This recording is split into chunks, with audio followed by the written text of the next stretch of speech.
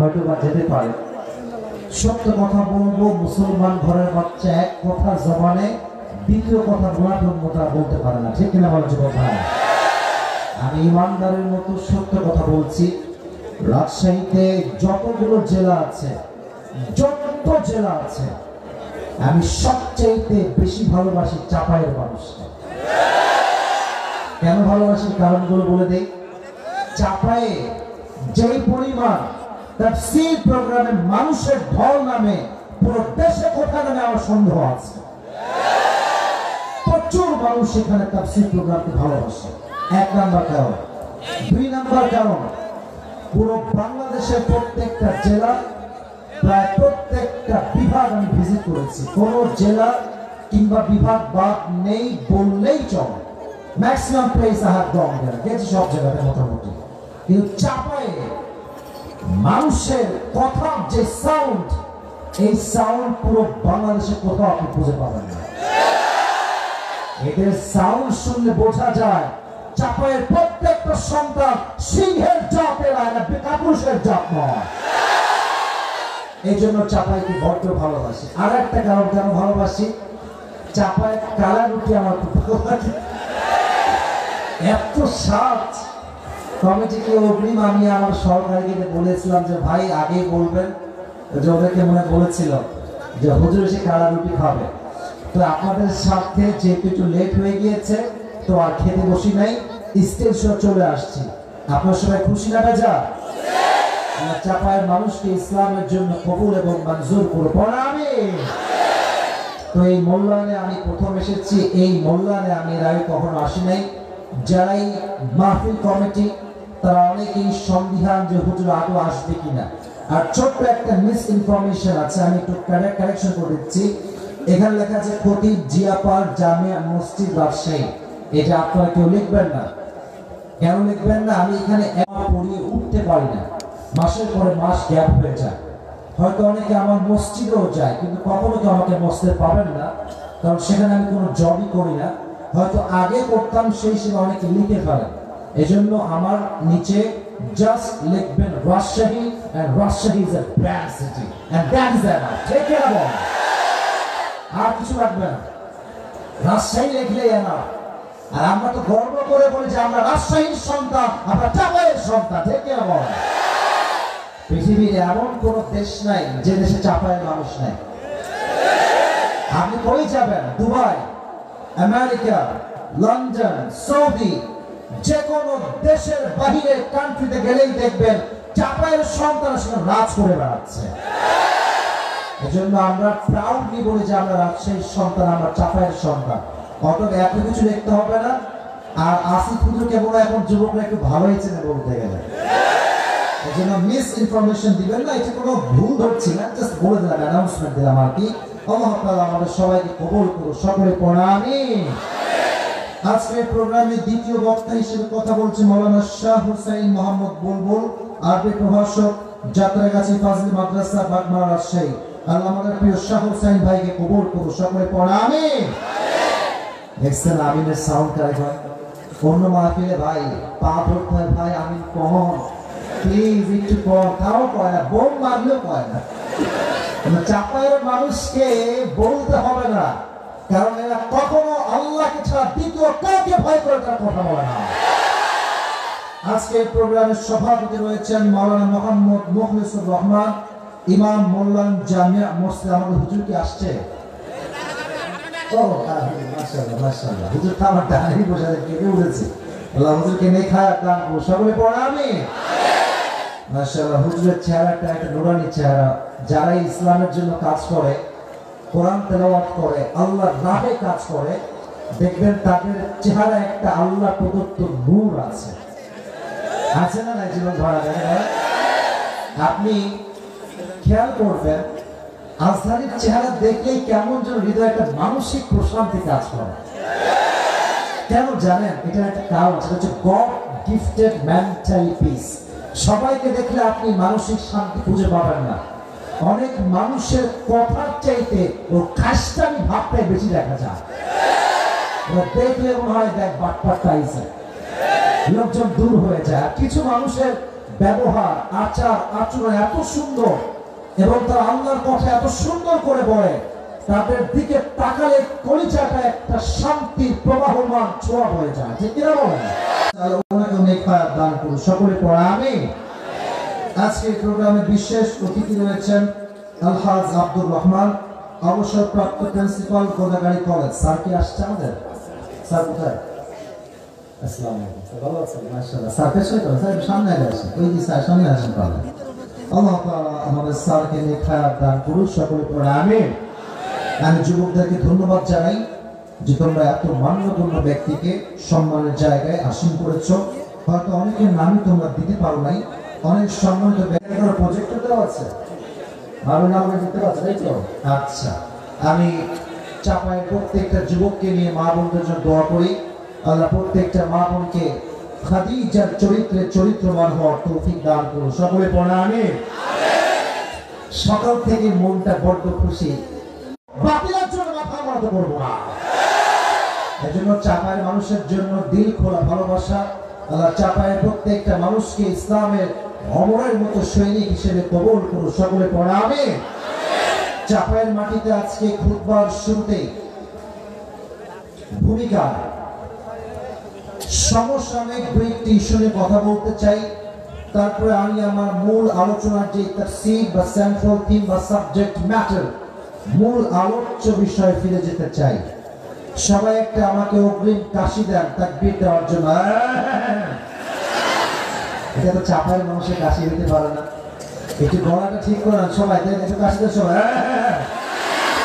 এবার সবাই এমন একটা তাকবীর দিবেন যেন প্রত্যেকটা জেলা বীর।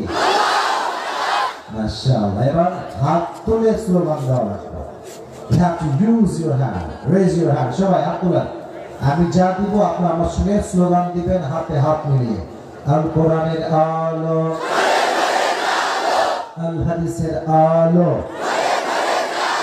কোরআন হাদিস যেখানে, আলেম ওলামা যেখানে, চাপাইবাসী যেখানে। আল্লাহ কয় আসছে, কয় তারিখ? বিশ্ব বেহায়া নির্লজ্জ দিবস সামনে আসছে, যেই দিনে হাজার হাজার লক্ষ লক্ষ নারী ইজ্জত নষ্ট হবে, সতীত্ব নষ্ট হবে, হাজার হাজার মেয়ে ধর্ষিত হবে। এজন্য আমি আজকে কিছু কথা একদম মাথায় ঢুকিয়ে নেন। 14ই ফেব্রুয়ারি এই বিশ্ব বেহায়া দিবসে যার মেয়ে আছে, যার বউ আছে, যার বউ না ক্লাস নেই, অনেক মেয়ে ধান্দা করে বলবে আম্মা জান আজকে একটা স্পেশাল ক্লাস আছে।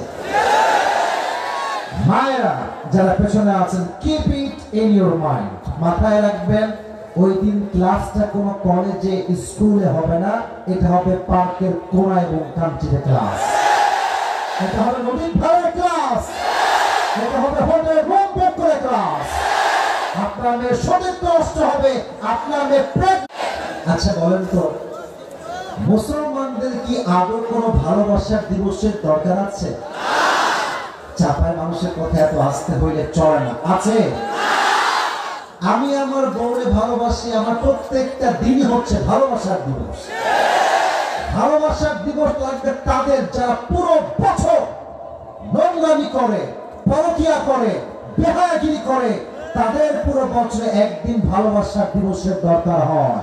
মেয়েরাই, আপনার ঠিক বললেন না কেন ডানের ভাই? আমার কথা কোনো ভেজাল আছে? 6 এর মেয়েরাই বলে যা তোমাকে ছেড়ে বাঁচবো, মানে যাবো তো কোথায় যাবো? এই সমস্ত মেয়েদেরকে আল্লাহ হেদায়েত দান করুন, আমিন। নষ্ট হয়েছে কেমনে? আব্বা আম্মার প্রশ্রয় পেয়ে নষ্ট হয়েছে। মেয়েটা সারাদিন টিকটক চালায়, আব্বাকে ধমক দিতে চায় না। আরে যেই মেয়ে 7 বছর বয়সে, 8 বছর বয়সে 6 এ পড়ে, বন্দী করে রাখতে হবে যেন কোনো দেশের মাটিতে পতিতার মতো পুতরা তৈরি না হয়ে যায়, ঠিক না? এই সমস্ত বেহায়া দিবস থেকে পুরো জাতিকে হেফাজত করুন, সকলে পড়া আমিন। আর একটা গজব আছে, ওই 14ই ফেব্রুয়ারি শুরু হওয়ার আগে দেখবেন শুরু হয়ে যায় chocolate day, kiss day, hug day, গজবের ডে। আর তোমার ফ্রেন্ড লিস্টে চাপা আছে। আমার লাস্ট কথা শোনো, লাস্ট কথা তাফসীর শুরু করবে পরে। তোমার ফ্রেন্ড লিস্টে তোমার কোন অভিমান, কষ্ট, কষ্ট পেলেও কিছু করার নাই। সব কথাই সব কথা, কে খুশি কে বেচা দেখার সময় আমাদের কাছে নাই, ঠিক না বল? আল্লাহ পুরো জাতিকে হেফাজত করুন, সকলে পড়ে আমিন। একটু চিৎকার দিয়ে ফেললাম, কারণ চাপায়ের মানুষের সাথে কথা বলতে গেলে আবেগ কাজ করে, বিবেক কাজ করে না। এই জন্য চাপাইকে আমি বড্ড ভালোবাসি। আমাকে একটা ওয়াদা করতে হবে, এই যে বুকে হাত রেখে, everyone please put your hand on your heart, একদম বুকে হাত রাখেন। দাঁড়ায় যারা আছেন তারাও রাখেন। I want to see, আমি দেখতে চাই একটা সিঙ্গেল পারসন যেন বাদ না যায়। সকলে মন থেকে বলেন ইনশাআল্লাহ। আল্লাহ কবুল করুন, সকলে পড়ে আমিন। এবার দেখবো বাটপারি করে কে। ওয়াদা করেছেন কিন্তু লা ঈমান আলা, যে হুজুর আমার ডান পাশে বসা, হুজুর হাদিসটা হচ্ছে লা ঈমান আলা লিমান লা আমান আলা, যার কথা ঠিক নাই তার ঈমানের ঠিক নাই। এখন ঈমান আপনি ঠিক রাখবেন কি রাখবেন না, the decision is totally yours, সিদ্ধান্ত আপনার হাতে। ঈমানটা আমরা রাখবো তো আজকে ইনশাআল্লাহ। দেখি টাকা পয়সা আছে কিনা। টাকা পয়সা মানে দেখি কিছু আছে, পকেটেও হয়তো বা কিছু টাকা পয়সা আছে। আমি ট্রাই করছি টাকাগুলোকে অ্যাড করার জন্য। কিন্তু টাকা পয়সা কই গেল ভাই? নাই দেখছি। আচ্ছা, মানে দেখে টাকা আছে, সমস্যা নাই। আজকে আমার ওয়াজ চাপায়ের মাটিতে যেই যুবক পরিপূর্ণ মনোযোগ দিয়ে শুনে শেষে গিয়ে মুখস্থ বলতে পারবে, তার জন্য আমি আসিফ হুজুরের পক্ষ থেকে আজকে একটা স্পেশাল পুরস্কার থাকবে আমার মানি ব্যাগ থেকে। রাজি আছেন? না ইনশাআল্লাহ, জোরে বল নাই তো, জোরে সরে বল ইনশাআল্লাহ। এখন যদি পুরস্কার না পান কোনো সমস্যা নেই, বড় লোক সব বড় লোকই আমি থেকে যাবে, কোনো সমস্যা নাই। তবে আমি জানি চাপায়ের সন্তান এক একটা বাঘের বাচ্চা, ব্রিলিয়ান্ট সব যুবক আমার সামনে বসে আছে। আমাদের ক্লাস আমি দেখি যত ব্রিলিয়ান্ট ছাত্র, বেশিরভাগ তারা চাপাই দিয়ে পড়াশোনা করতো। এদের ব্রেনের অ্যাক্টিভিটি খুব ভালো। এই জন্য যুবকেরা তাফসীর শুরু করছি। সকলে দুনিয়ার সমস্ত মনোযোগ বাদ দিয়ে আসো, আমার থেকে তোমরা যতটুকু পারো মন দিয়ে তাফসীর শুনো যুবক ভাইয়েরা। রাজি আছেন তো ইনশাআল্লাহ? আর আমি মুরব্বী আব্বাজান যারা এসেছেন, সাধারণ মুরব্বী আব্বাজান আমার ডানে আছেন, সামনে কিছু আছেন, প্রত্যেকটা মুরব্বী আব্বাজানকে আল্লাহ তাআলা ইসলামের সৈনিক আবু বকর রাদিয়াল্লাহু তাআলা আনহুর মত কবুল করুন। পড়া আমিন। আজকে আমরা যে পারার থেকে তাফসীর শুনবো, পারাটার নাম হচ্ছে, পারাটার সংখ্যা হচ্ছে 30 পারা। জয় বল, কত পারা? আরো জোরে আবার বলছি, কত নম্বর পারা? আজকে 30 পারা যেই সূরা থেকে আমরা তাফসীর শুনবো, সূরাটার নাম হচ্ছে সূরাতুত তাকাসুর। সূরাটার নাম কি যুবক ভাইরা? তাকাসুর। এবং আমি এই সূরাটা আজকে সিলেক্ট করেছি এই জন্য, সূরা তাকাসুর যদি কেউ মনোযোগ দিয়ে তাফসীর গুলো বুঝতে পারে, ফিল করতে পারে এবং মনোযোগ দিয়ে শুনতে পারে, এটা আমি আসিফের বিশ্বাস, তার জীবন পরিবর্তন হওয়ার জন্য এই একটা সূরাই যথেষ্ট হয়ে যাবে। সুবহানাল্লাহ পড়বেন না সবাই যুবক ভাইরা? আজকে আমরা মনোযোগ দিয়ে যতটুকু পারা যায় এই সূরার তাফসীরটা শুনব। এই সূরাটা 30 নম্বর পারায় অবস্থিত। এই সূরার আয়াত সংখ্যা হচ্ছে মোট 8টা। যদি বলেন কয়টা? সূরাটার নাম হচ্ছে সূরাতুত তাকাসুর। প্রত্যেকটা সূরার 2টি করে পার্ট আছে। একটি হচ্ছে মাদানী পার্ট, আর একটা হচ্ছে, আমার হাতের দিকে ইশারা করি, এদিকে তাকান। প্রত্যেকটা সূরাকে আল্লাহ 2টি ভাগ করেছেন, এক হয়তোবা মাক্কি পর্ব অথবা মাদানী পর্ব। সূরাতুত তাকাসুর হচ্ছে মাক্কি পর্বের একটা সূরা। আমার প্রিয় নবীজির জীবনের 2টা পর্ব, একটা হচ্ছে মাক্কি পর্ব আর একটা হচ্ছে মাদানী পর্ব। 2টা পর্ব অসাধারণ। এক পর্বে তিনি মুজাহাদা করেছেন, কষ্ট করেছেন, গোপনে গোপনে দাওয়াত দিয়েছেন। আর এক পর্বে তিনি বীর পুরুষের মতো ইসলামের দাওয়াতকে গোটা বিশ্বের মুসলমানদের কাছে পৌঁছে দিয়েছে। যে কেন বলা যুবক ভাই, দুইটা পর্ব অসাধারণ শিক্ষা আমাদের জন্য বহন করে। তো আজকে যে সূরা তাফসীর আমরা শুনবো, এটা কি মাদানী সূরা না মাক্কি সূরা? আমি কয়েকটা চ্যাপ্টার বললাম জাস্ট বোঝাবার সাথে, যাতে করে পুরস্কার পাওয়ার সময় এই বেসিক নলেজ গুলো মাথায় থাকে। পারা নাম্বার কত? কথা কম। পারা নাম্বার কত? সূরাটার নাম কি? তাকাতুর। আয়াত সংখ্যা মোট কয়টা? আরেকবার কয়টা? এটা কি মাদানী সূরা না মাক্কি সূরা? মাশাআল্লাহ। এবার আসলে আমরা তাফসীরের দিকে ফিরে যাই। এই সূরা সেন্ট্রাল থিম বা সাবজেক্ট ম্যাটার, মূল আলোচ্য বিষয় হচ্ছে everyone has to go back to Lord. We have to go back to our Lord. এই সূরার মূল মেসেজটাই হচ্ছে এই পৃথিবীটা থাকার জায়গা নয়। আজ হোক কিংবা কাল হোক, সকলকে ফিরতে হবে এক সত্তার কাছে। আওয়াজ দিয়ে বলেন তিনি কে? আসলে পুরো দুনিয়ার জীবনটাই হচ্ছে একটা মরীচিকার মতো, কুয়াশা, অন্ধকার, কুয়াশার মতো। পুরো জীবনটা হচ্ছে লোভ আর লালসা দিয়ে ভরা। যার কাছে সাইকেল আছে সে বাইক চায়, যার কাছে বাইক আছে সে কার চায়, যার কাছে কার আছে সে বিএমডব্লিউ চায়, যার কাছে বিএমডব্লিউ আছে সে রোলস রয়েলস চায়, যার কাছে রোলস রয়েলস আছে সে হেলিকপ্টার চায়, যার কাছে হেলিকপ্টার আছে সে একটা পার্সোনাল জেট প্লেন চায়। ঠিক এরা বলে যুবক ভাই, চাহিদার কখনো কোনোদিন শেষ হবে না।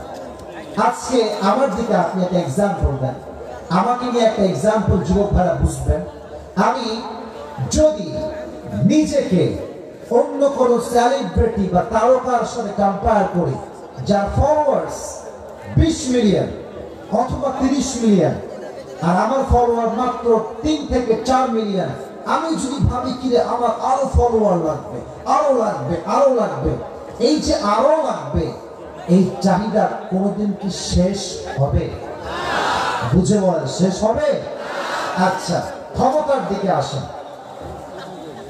এলাকার যে মেম্বার সে চেয়ারম্যান হতে চায়, আস্তে আস্তে চাহিদা বাড়ে। একদিন বলে আমি মেয়র হব, আর একদিন বলে আমি এমপি হব। যখন এমপি হয়ে যায় সে মন্ত্রী হতে চায়, আর যখন সে মন্ত্রী হয়ে যায় সে প্রধানমন্ত্রী হতে চায়। ঠিক কিনা বলছো ভাই? এই জন্য আল্লাহ তাআলা শুরুতেই বলছেন আলহাকুমুত তাকাসুর। এই দুনিয়ার লোভ, লালসা, মায়া, মোহাব্বত মানুষগুলোকে গাফেল করে রেখেছে। হাত্তা যুরতুমুল মাকাবির। এই লোভ, লালসা, চাহিদা ততদিন পর্যন্ত কমবে না যতক্ষণ পর্যন্ত আমরা কবরের মাটিতে শায়িত না হচ্ছে। আল্লাহু আকবার। কি অসাধারণ কথা। এবার আসেন মেসেজগুলো একটু ফিল করা ট্রাই করি। আল্লাহ বলছেন এই লোভ লালসা শেষ হবে মৃত্যুর মাধ্যমে। আচ্ছা, চাপায়ের মানুষ তো কেউ মরবে না, তাই না? মরতে হবে কি হবে না?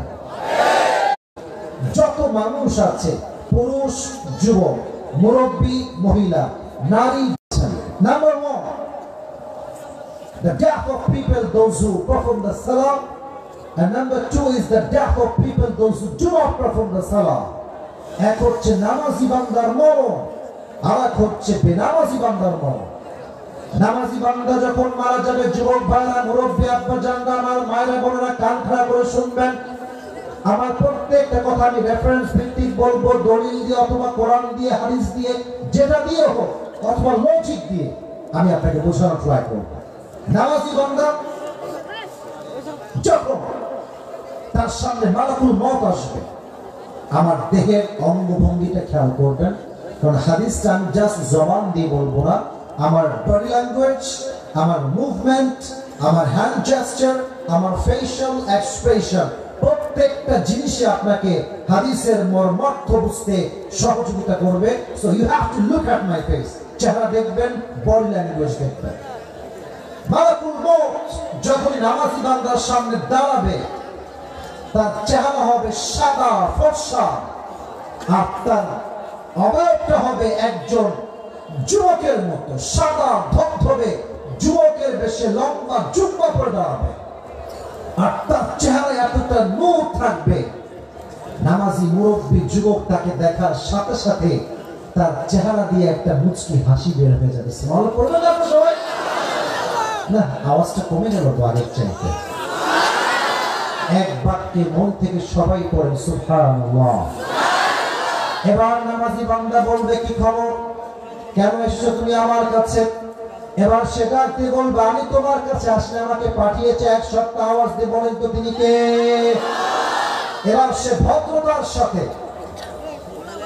নামাজিকে ডাক দিয়ে বলবে, ইয়া আইয়াতুহান নাফসুল মুতমাইন্না উখরুজি ইলা মাগফিরাতিল্লাহি ওয়া রিজওয়ানি। এই প্রশান্ত আত্মা, কোনো টেনশন নাই। You have nothing to be worried, you have nothing to be depressed. হতাশার কোনো কারণ নাই, বের হয়ে আসো। ইলা মাগফিরাতিল্লাহি ওয়া রিজওয়ানি। আজকে তোমার জন্য আল্লাহর জান্নাত এবং ক্ষমা দুটোই তোমার জন্য অপেক্ষায় রয়েছে। সুবহানাল্লাহ পড়বেন না তো সবাই? আচ্ছা, চাপায়ের মোল্লানের ভাই, আমার হাতে এটা কি? একটু জোরে বলেন না, এটা কি? জাস্ট 2 মিনিটের জন্য ভাবেন যে এটা কোনো টিস্যু নয়, এটা এক্সাম্পল হচ্ছে। চাপায়ের মোল্লানের যেই যুবক, যে আম্মা চান, যে কলিজার টুকরা মুরব্বী আব্বা চান, 5 ওয়াক্ত নামাজি যুবক হবে, মুরব্বী হবে, মা হবে, বোন হবে, তার রূহকে সম্মান জানাবার সাথে আল্লাহ তাআলা ফেরেশতার মাধ্যমে জান্নাত থেকে একটা লাল রেশমি রুমালের কাপড় জান্নাত থেকে দুনিয়াতে পাঠায় দেয়। নামাজি বান্দার জন্য আল্লাহ যে পাঠাবে, যখন তার রূহকে বের করা হবে, তার কষ্ট কেমন হবে দেখবেন। মাঝে মাঝে লাল পিঁপড়াও কামড় দেয়, মাঝে মাঝে কালো পিঁপড়াও কামড় দেয়। লাল পিঁপড়া কামড়াইলো মাগো ভাবাবো, খুবই খুবই খুবই কষ্ট হয়, জলে গাগত। কিন্তু কালো পিঁপড়া কামড়ে দেখবেন আহামরি কিন্তু বোঝা যায় না। নামাজি বান্দার মৃত্যু হবে ওই কালো পিঁপড়ার কামড়ের মতো। তখন যে সে শান্তির সাথে বের হয়ে যাবে, সে টেরও পাওয়ার সুযোগ পাবে না। সুবহানাল্লাহ পড়বেন না সবাই? নামাজি বান্দার মৃত্যু হবে এরকম। এবার আসেন নাম্বার 2 চ্যাপ্টারে, বেনামাজি বান্দার মরণ কেমন হয়। বেনামাজি বান্দার সামনে যখন মালাকুল মউত আসবে, তার দেহের রং হবে নীল, তার দেহের পোশাক হবে কালো, তার পা থাকবে আকাশে, তার পা থাকবে জমিনে, মাথা থাকবে আকাশ বরাবর, বিশাল লম্বা একটা দেহ।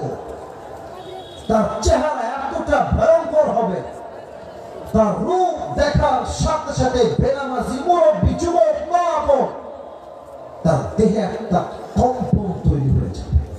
ডানে বামে পেছনে থর থর থর থর করে কাঁপবে। তার রূহটা বের হতে চাইবে না। একবার ডানে, একবার লেফট সাইডে, আর একবার ব্যাক সাইডে বারবার পালাবার ট্রাই করবে। তখনই মালাকুল মউত বলবে, এই বেনামাজি খবরদার,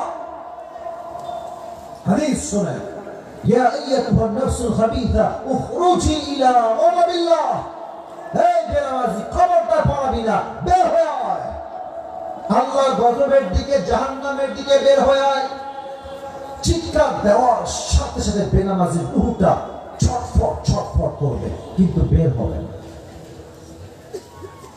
যুবকের রূহটা বের হবে না, মুরব্বীর রূহটা আটকে যাবে, কষ্টে থর থর থর থর করে কাঁপবে। ইন দ্য মিন টাইম, আমার বাম হাত দেখেন, হাদিসে এসেছে মালাকুল মউত তার বাম হাত দিয়ে এমন একটা থাবা দেবে নামাজির রূহের দিকে, যখন রূহটা টেনে হিচড়ে বের করবে। হাদিসে এসেছে একটা জীবিত ছাগলকে যাবেহ না করে তার চামড়া কেউ যদি ব্লেড দিয়ে, চাকু দিয়ে টেনে হিচড়ে ছিঁড়ে ফেলে, ওই ছাগলটার যে পরিমাণ কষ্ট হয়, তার চাইতে কমসে কম 70 গুণ বেশি কষ্ট দিয়ে বেনামাজি মানুষের রূহ কবজ করা হবে। বলে নাউজুবিল্লাহ।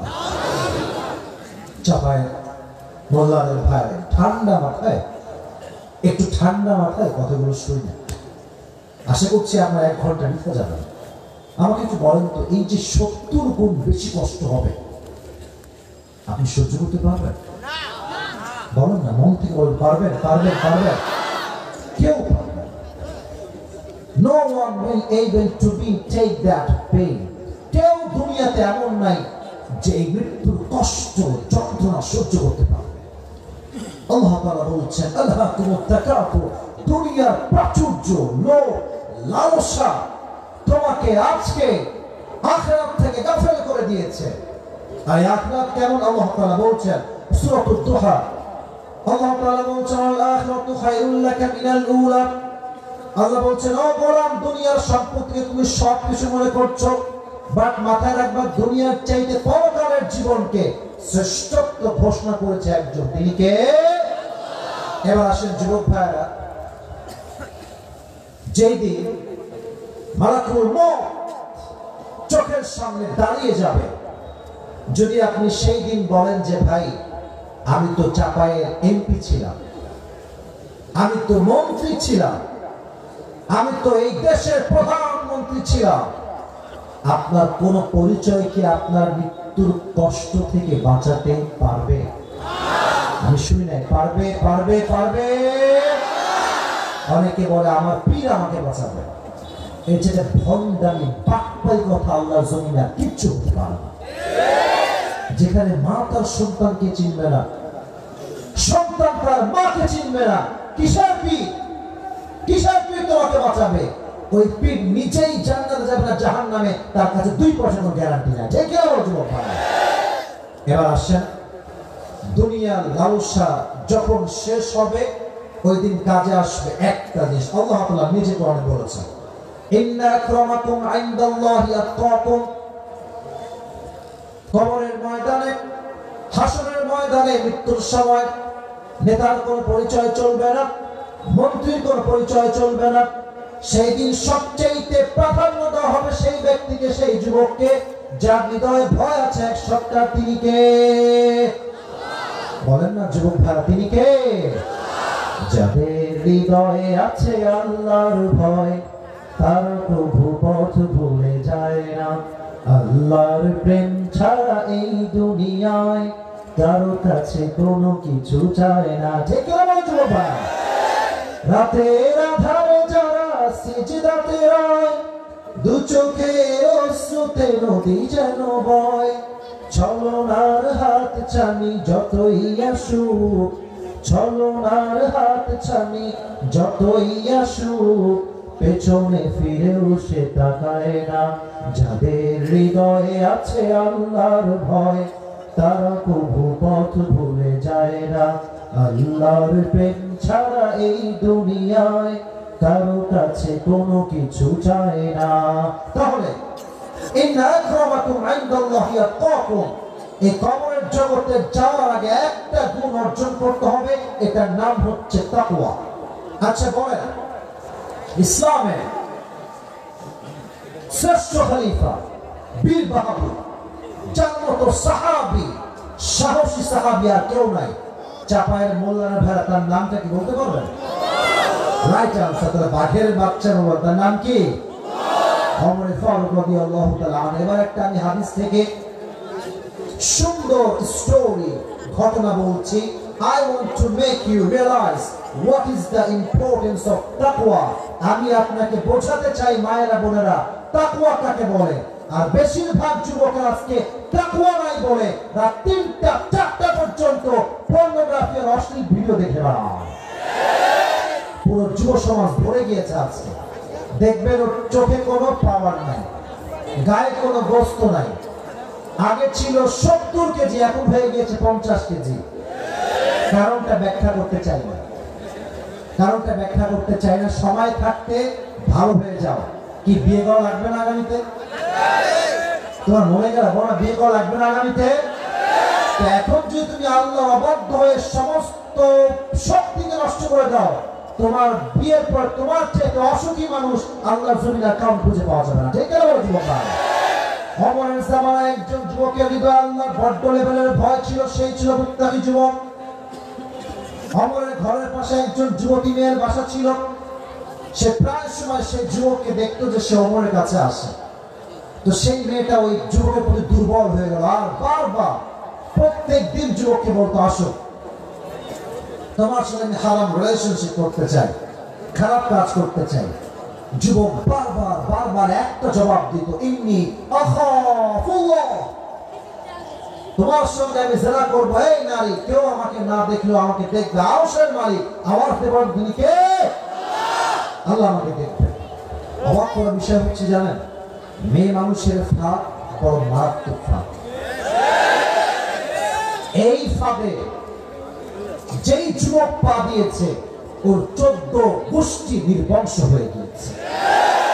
খবর লাগান, যদি আমি আসিফকে আপনি বিশ্বাস না করেন খবর লাগান। তবে হ্যাঁ, মেয়ে যদি চরিত্রবান হয় খাদিজার মতো, তাকে পেলে পুরো পরিবারের কপালের টাকাটা ঘুরে যায়, ঠিক না বলেন? তবে আজকালকার মেয়েরা খাদিজার চরিত্রবান হচ্ছে না। এবং বেশিরভাগ মেয়ে দেখবেন চাপায় এরকম মেয়ে আছে যারা জিন্সের প্যান্ট টি শার্ট পরে টাইট ফিটিং বোরকা পরে রাস্তাঘাটে বেহায়ার মতো ঘুরে বেড়ায়। এরকম চাপায় যুবক ভাইরা বলো আছে না নাই? কেন আছে? কারণ হৃদয়ে আল্লাহর ভয়টা নাই।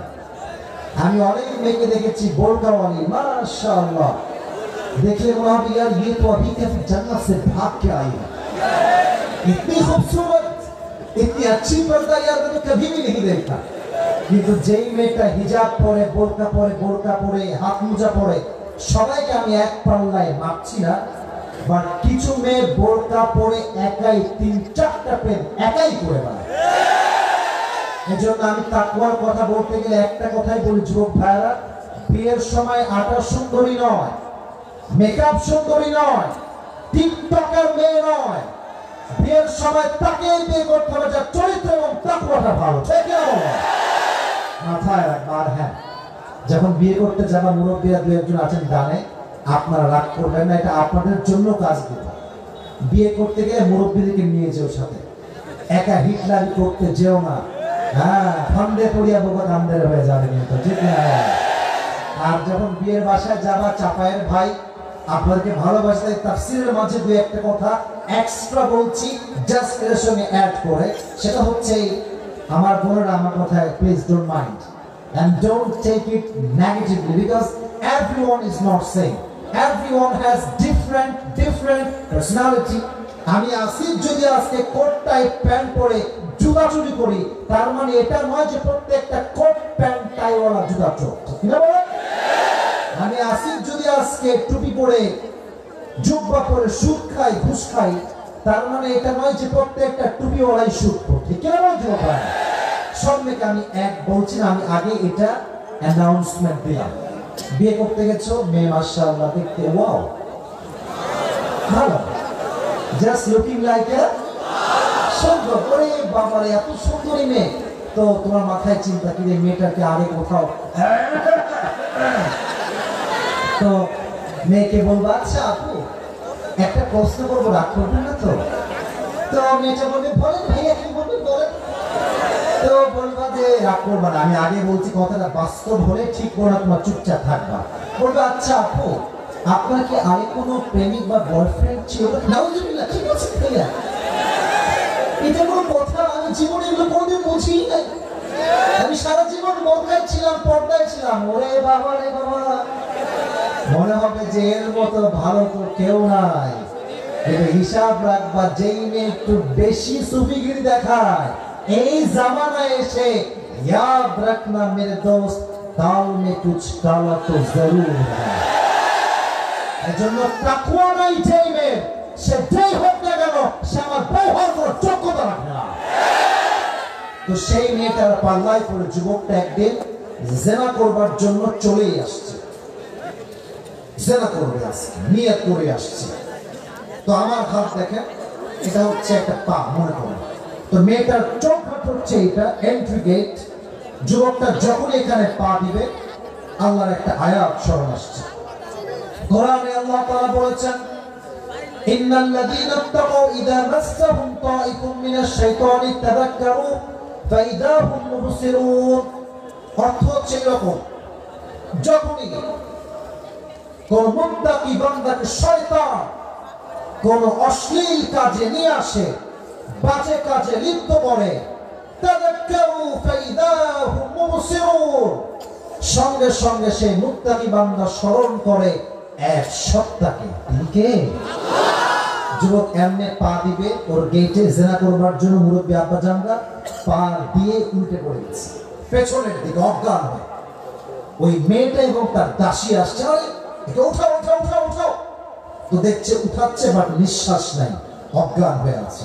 তারা ভেবেছে মনে হয় যুবকটা মারাই গিয়েছে। তারা খুব গোপনে যুবকের দেহটাকে নিয়ে একদম তার বাবার যে গেট, বাবার গেটের পাশে রেখে আসে। হাদিস থেকে বলছি, যখন তার বাবা বের হয়েছে দেখছে তার ছেলে লাশ পড়ে আছে, মনে হচ্ছে সে মারা গেছে। আব্বাজান খুব দ্রুত পানি নিয়ে এসে তার মুখে পানি মারল, চোখ খুলে গিয়েছে। চোখ খুলে সে আব্বাকে সব ঘটনা বলল, আব্বা এই এই এই কাহিনী আমার সঙ্গে ঘটেছে। আর সে আয়াতটা তেলাওয়াত করল। আয়াত তেলাওয়াত করতে করতে শেষ মুহূর্তে সেই যুবকটা কালেমা পড়ে মৃত্যুবরণ করল। সুবহানাল্লাহ নাই চাপাই ভাইদের যুবক। এই যুবকের জানাজা করবার জন্য, ইমাম হওয়ার জন্য অমর রাষ্ট্রনায়ক নিজে ইমাম হয়ে আসলেন, নামাজ পড়ালেন।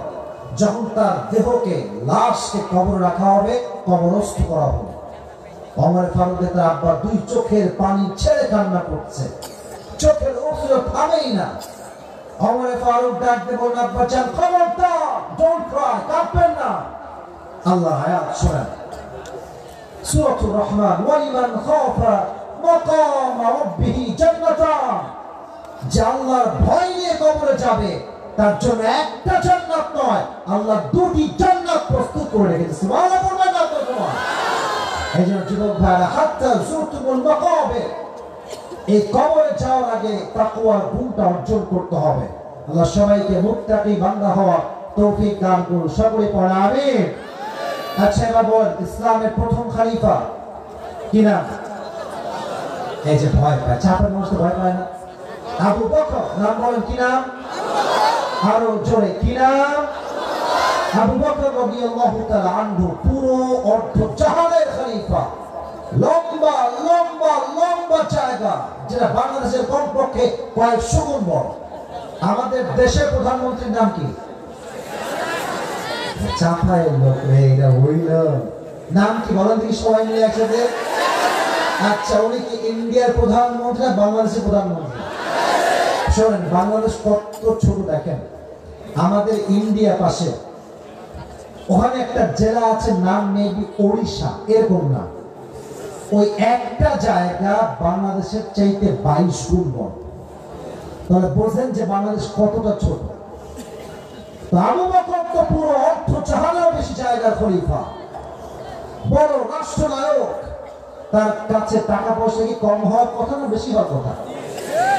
কথা কম, কম না বেশি? তো তার বউ আসছে, হাদিসটা মনোযোগ দিয়ে শুনবেন যুবক ভাই। এসে বলছে, আবু বকর একটা আবদার আছে, তোমার সন্তানরা আজকে তোমার কাছে সারিদ খেতে চায়, the most expensive food in Arabic world, আরবের সবচেয়ে দামি খাবারের নাম হচ্ছে সারিদ। তুমি কি খাওয়াবো না তোমার সন্তানদেরকে? জবাব শোনো, তাকওয়া কাকে বলে? বলছে, তুমি আমার সন্তানদের কাছে মাফ চাও, আমি যে সারিদ কিনে দিব, যে টাকাটা লাগবে, ওই টাকার 1 পয়সাও আমার কাছে নাই। না, এই সময় খুশি হতে পারলাম না, জোরে সুসময় করতে হবে। বলছে, আপনি কি বললেন? রাষ্ট্রে কোটি কোটি কোটি টাকা আপনার কোষাগারে পড়ে আছে, নিয়ে আসেন কয়েক টাকা আমাদের জন্য। আবু বকর বলছে, তুমি কি বললা এটা?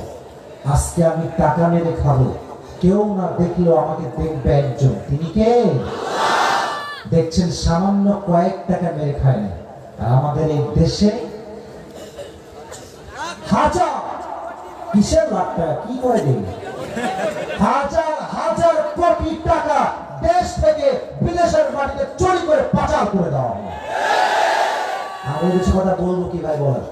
সারা জীবন নর্তগিরি করছে, গান গাইছে, পতিতাগিরি করে খেয়েছে, তারাও নাকি আজকে সংসদের মেম্বার অফ দ্য পার্লামেন্ট হয়ে যায়। যেই দেশের নর্তকী সংসদে তিনি বাসায় আসছেন, তো দেখছেন তার বউ তার কাছে ছোট্ট একটা প্লেট নিয়ে আসছে, ছোট্ট একটা প্লেট, ওখানে কয়েক টুকরা সারিদ আছে। উনি বললেন, আরে এই সারিদ কই থেকে আসলো? আমি তো টাকা দিই নাই, আমি তো টাকা দিই আসলে কই থেকে? তো বলছে রাগ করবেন না, এটা হারাম না। আপনি যে প্রত্যেক মাসে আমাকে স্যালারি দিলেন, মাসিক খরচ, হাত খরচ, প্রত্যেক মাসে কিছু টাকা বাঁচিয়ে বাঁচিয়ে বাঁচিয়ে আজকে আমি আপনার জন্য, সন্তানের জন্য সামান্য কিছু শরীর ক্রয় করেছি। সুবহানাল্লাহ বলবেন না? আপনার নেন, আপনি খান, কোনো হারাম নাই, কিচ্ছু নাই। উনি এক দুই টুকরা মুখে নিলেন। হাদিসের মেইন পয়েন্ট এখন, মেইন মেসেজ এখন, দুই টুকরা খেয়ে সোজা রাষ্ট্রের সংসদ ভবনে গিয়ে বিশাল লম্বা একটা মিটিং ডাকলেন। রাষ্ট্রের মন্ত্রী, এমপি, মেয়র, পুলিশ, আর্মি, যত সংসদের পার্লামেন্ট মেম্বার অফ পার্লামেন্ট আর সবাইকে, যত মেম্বার অফ দ্য পার্লামেন্ট সবাইকে এক জায়গায় হাজির করলেন। এবার তিনি মাইক না, একদম মাইক নিয়ে যেমন সাউন্ড হয়, ঘোষণা দিয়ে কথা বললেন। শোনো সাহাবা ইকরাম যারা আছেন আপনারা, আমার একটা ঘোষণা দিচ্ছি আমি, আপনারা আমাকে যেই বেতন প্রত্যেক মাসে দেন, এই মাস থেকে বেতনটা কমাই দিবেন। বলছে বেতন কমাবো কেন?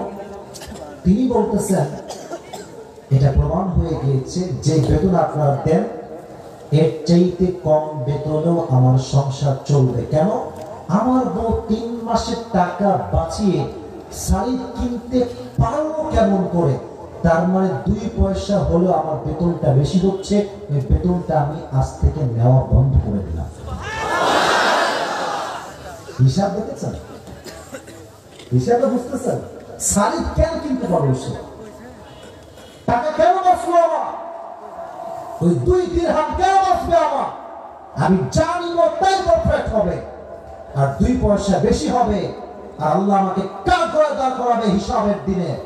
আমি আবু বকর আল্লাহর ভয়ঙ্কর বিচারে আমি দাঁড়াতে চাই না। সুবহানাল্লাহ পড়বে না তো সবাই? হাত্তা যুরতুমুল মাকাবির, রাত বোঝাকে বুঝবেন, ইন্না আকরামাকুম ইনদাল্লাহি আতকাকুম। এই কবরে যাওয়ার সময় দুনিয়ার সম্পত্তি, লোভ, লালসা, প্রাচুর্য কাজে আসবে না। কাজে আসবে একজনের ভয়। আওয়াজকে বলেন সেই সত্তাটা কে? আল্লাহ তাআলা ভয়টা কাজে আসবে। তবে হ্যাঁ, এই কবরে যাওয়ার পরে প্রত্যেকটা মানুষকে, আচ্ছা আমার তাফসীর শুনতে কি কেউ বিরক্ত হয়ে গেছে? রাত তো বেজে গিয়েছে 12টা, আমি কি আরো কিছু ওয়াজ করতে পারবো? আমার সময় দেওয়া আছে 1 ঘন্টা, অলরেডি 1 ঘন্টা হয়ে গিয়েছে। তবে আজকের ওয়াজের কোনো টাইম লিমিটেশন হবে না। যতক্ষণ ওয়াজ করতে মনে চায় ততক্ষণ কোনো টাইম না রেখে আমরা আজকে ওয়াজ করে যাবো, ঠিক না? আজকে চাপায় আসছে, টাইম হিসাব করলে চলে না, কালের তো খাওয়া লাগবে, ঠিক না?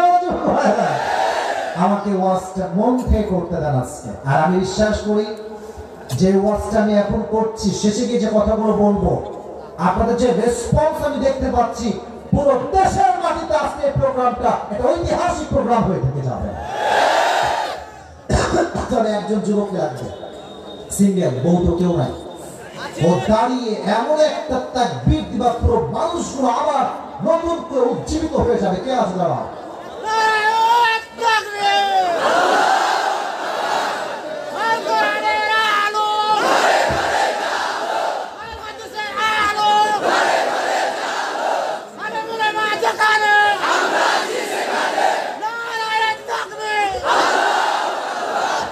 মাঝে মাঝে একটু মজাও দরকার আছে, ঠিক না? ভাইকে ধন্যবাদ যে ডান্সটা দিয়েছেন, আমার খুব ভালো লাগছে বিষয়টা, অনেক সুন্দর তাকবীর দিয়েছে। এবার সবাই একটা কাজ দেন, এবার আমাকে একটু অ্যাপ্রিশিয়েট করে তাকবীর দিবেন সবাই। লিল্লাহি তাকবীর, লিল্লাহি তাকবীর। হাত্তা যুরতুমুল মাকাবির, যতক্ষণ পর্যন্ত কবরের মাটি তোমার না ঢুকছো তোমাদের মাথায় হুঁশ ফিরবে না। এবার বলেন, কবরে যাওয়ার পরে প্রশ্ন হবে কয়টা? প্রশ্ন কিন্তু মোট হবে 4টা। চাপায়ের মূল্যায়নের ভাই কয়টা? 1, রব্বুকা, রবকে। আল্লাহ নামটা জোরে বলবেন না, রবকে। আল্লাহ আমার রব, দমে দমে তনু মনে তারি অনুভব, ঠিক না বলছো ভাই? তোমার দুনিয়াতে আমি যেদিকে তাকাই, অথই নিয়ামতে ডুবে আছি সবাই। পাখালির কণ্ঠে শুনি তাসবিহ করো রব, তাসবিহ করো রব পড়েন চাপায়ের ভাইরা আল্লাহ আমার রব দমে দমে তনু মনে তারি অনুভব রবকে। প্রথম প্রশ্ন শেষ। দ্বিতীয় প্রশ্ন, আতারিফু হাযা রাজুল, do you know who is he, do you know who is this person, তুমি কি জানো এই ব্যক্তিটার নাম কি? যাদের মুখে দাঁড়িয়ে আছে, যারা নবীর সুন্নাহকে মেনেছে, তারা বলবে এটা তো আমার প্রিয় নবী মুহাম্মদুর রাসূলুল্লাহ সাল্লাল্লাহু আলাইহি ওয়াসাল্লাম। চাপায়ের ভাই আমার এই চেহারা দিকে তাকান সবাই, মুরব্বিরা তাকান। এটা আমাকে কি, এটা আমাকে কি দাঁড়িয়ে একটু সমস্যা নেই, মাইক্রোফোন বেশি তো না করবেন না। আমার মুখে এটা দাঁড়িয়ে, আর একবার দেখাই চেহারাটা আমাদের সবাইকে। আমার মুখে দাঁড়িয়ে রেখে আমাকে অসুন্দর লাগতেছে? আমি শুনতে পাইনি, লাগতেছে? আমি স্মার্ট লাগতেছে? আমার বিশ্বাস দাড়ি যে রাখে সে সিংহের জাতের পুরুষ, সে বীর পুরুষের সন্তান। আমার নবীর মুখে দাড়ি ছিল কি ছিল না? আমার নবী দেখতে অসুন্দর ছিলেন? এত আস্তে কেন অসুন্দর ছিলেন? চাঁদের চেয়ে সুন্দর তুমি নবী আমার কামলিওয়ালা। সুবহানাল্লাহ সবাই। দো জাহানের বাদশা তুমি প্যারা নবী সাল্লাল্লাহু আলা, দো জাহানের বাদশা তুমি প্যারা নবী সাল্লাল্লাহু আলা, চাঁদের চেয়ে সুন্দর তুমি নবী আমার কামলিওয়ালা। সুবহানাল্লাহ সবাই। এখন কবরের দ্বিতীয় নাম্বার প্রশ্ন হবে তোমার নবীকে, এই জবাবটা সবাইতে পারবে না। এই জবাব দিবে সে নবীর আশিক ছিল যে। এখন নবীর আশিক কেমন করে হব? দাড়ি রাখলে বউরা পছন্দ করতে চায় না। তুমি কি বুড়া হয়ে গেছো নাকি? তোমার কি বুড়া হওয়ার শখ হয়েছে নাকি? আছে না যে ভাই, বলো বলো বলো। সব মেয়ে না। তোমাকে আমি একটা কথা বলি যুবক ভাইরা, if any girl reject your marriage proposal just for your bed, যদি কোনো মেয়ে তোমাকে দাড়ির জন্য তোমার বিয়ের প্রস্তাবকে প্রত্যাখ্যান করে, কত হবে বাঘের বাচ্চার মতো। যেই মেয়ে আমার দাড়ি দেখে আমাকে পছন্দ করে না, ও তোমার বউ হয় যোগ্যতা। আর যেই মেয়ে বলবে যে দাড়ি আমার পছন্দ না, আপনাকে বিয়ে করবো না, এদিকে দাঁড়াও, তাকে একটু সম্মান দিব। ও আচ্ছা তাই না? তো ঠিক আছে আপু, যেহেতু আপনার দাড়ি পছন্দ, তাহলে আপনার জন্য একটা অপশন আমার কাছে আছে। আপনাকে আমি কোরিয়ান বিটিএস পিজরার সাথে বিয়ে দিতে ইচ্ছুক আছি যদি আপনি একমত হন। কারণ আমার একটা বিশ্বাস যে মুসলিম ঘরের মেয়ে সে যদি দাড়িকে পছন্দ করতে না পারে, তার এখানে নয়, তার চরিত্রে ভেজাল আছে। দাড়ি হচ্ছে আমার নবীজির সুন্নাহ। যে মেয়ে আমাকে দাড়ি দেখেই পছন্দ করবে, তাকে আমি চোখ বুঝে আল্লাহর জন্য বিয়ে করবো। নবীর সুন্নাহর দাড়িটা রেখে দাও, কবরের দ্বিতীয় প্রশ্নের জবাবটা সহজ হয়ে যাবে। রাজি আছেন তো ইনশাআল্লাহ? আল্লাহ চাপায়ের মোল্লানের প্রত্যেকটা যুবককে, মুরব্বীকে, পেছনে কয়েকজন আছে, সবাইকে আল্লাহ তাআলা দাড়িওয়ালা হিসেবে কবুল করুক। সকলেই মন করে পড়ে আমিন। 3 নম্বর প্রশ্ন হচ্ছে, ওয়ামা দীনুক, what is the name of your religion? তোমার ধর্মের নাম কি? বলো তো আমার ধর্মের নাম কি? ইসলামকে রিলিজিয়ন হিসেবে পেয়ে আমরা খুশি না বেজার? মন করে সকলে পড়েন আলহামদুলিল্লাহ। 3টা প্রশ্ন যখন শেষ, এবার লাস্ট কোয়েশ্চেন, 4th কোয়েশ্চেন, চতুর্থতম প্রশ্ন। ফেরেশতা বলবে কি রে, এতগুলো জবাব দিয়ে দিল, একটা আটকালো না। ওরে কি ব্যাপার? ওমা ইলমুক, ওমা ইলমুক, তুমি তো সব উত্তর দিলা ভাই। What is the source of your knowledge? তোমার জ্ঞানের উৎস কোথায়, জানলা কেমনে? আমরা বলবো আমাদের জ্ঞানের উৎসর নাম হচ্ছে কোরআন থেকে আমরা জেনেছি। কোরআনে কোনো সন্দেহ, এক বাক্যে সন্দেহ, ভুল, কোন ত্রুটি, কোন প্রকার সন্দেহ লেশ মাত্র আছে? এবার কবরে আপনার জন্য এলান হবে।